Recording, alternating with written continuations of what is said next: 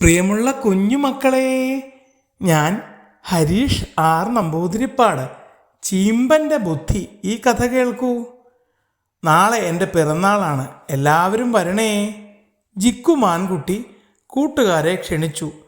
കൂട്ടത്തിൽ വികൃതിയായ ചിമ്പുക്കുരങ്ങനോട് പ്രത്യേകം പറഞ്ഞു, ചിമ്പുച്ചേട്ടാ ചങ്ങാതി, കുസൃതികളൊന്നും കാട്ടല്ലേ, എൻ്റെ പിറന്നാൾ സദ്യയ്ക്ക് അലമ്പതുണ്ടാക്കല്ലേ. വീണ്ടും വീണ്ടും പറഞ്ഞു. ജംബോ ആനക്കുട്ടിക്കും ജിഫ്രു ജിറാഫിനുമുണ്ട് ക്ഷണം. അവർക്ക് മാത്രമായി വലിയ 2 പാത്രം നിറയെ ശീതളപാനീയം തയ്യാറാക്കി വച്ചിട്ടുണ്ട്. ജംബോ വന്ന വഴി തുമ്പിക്കൈ നീട്ടി പാത്രം കാലിയാക്കി. വലിയ വട്ടപാത്രം നിറയെ ശീതളപാനീയം കൊടുത്തു. അത് കണ്ടപ്പോൾ ജിഫ്രുവിന് സങ്കടവും സന്തോഷവും ഒരുമിച്ച് വന്നു. കുറച്ചു നാളായി നടുവിന് പ്രശ്നമുള്ളതിനാൽ കുനിഞ്ഞ് വെള്ളം കുടിക്കാൻ വലിയ ബുദ്ധിമുട്ടാണ്. എന്നാൽ ഇത്രയും രുചികരമായ പഴച്ചാറ് കുടിക്കാതിരിക്കുന്നതെങ്ങനെ?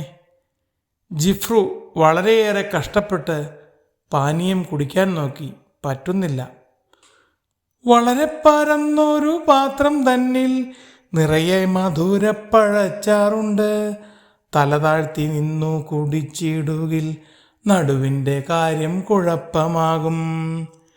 ജിഫ്രുവിൻ്റെ വിഷമം കണ്ടപ്പോൾ ചിമ്പുക്കുരങ്ങൻ വലിയൊരു മുളങ്കുഴൽ കൊണ്ടുവന്ന് ജിഫ്രുവിന് സമ്മാനിച്ചു.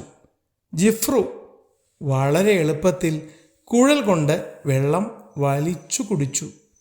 എല്ലാവരും ചിമ്പൻ്റെ ബുദ്ധിയെ പ്രശംസിച്ചു.